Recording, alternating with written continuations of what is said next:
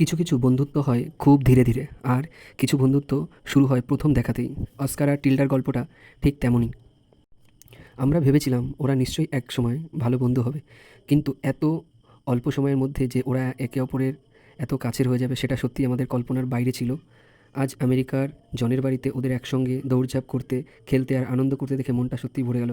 মনে হচ্ছিল যেন বহুদিনের পরিচিত দুই সঙ্গী আবার একসঙ্গে মিলিত হয়েছে।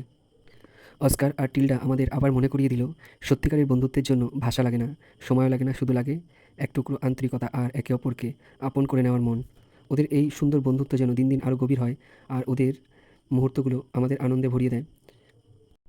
ওরা দুজন এই যে একটা খেলা নিয়ে ওরা কাড়াকাড়ি করছে, অ্যাকচুয়ালি খেলছে। আর অস্কার এই বদমাইশি অনেক আগেও করতে, বাড়ি থাকতে অস্কার এই রকম বদমাইশি অনেক করেছে, অনেক কিছু কামড়ে চাপিয়ে সেটাকে নষ্ট করেছে। এখানে কেউ সেটা করছে, ওরা এই বদমাইশি আগে থেকেই ছিল। তবে কোকো যদি অস্কারের খুব ভালো বন্ধু হতো দেখে আরও বেশি ভালো লাগতো, কিন্তু কোকো মনে হয় হবে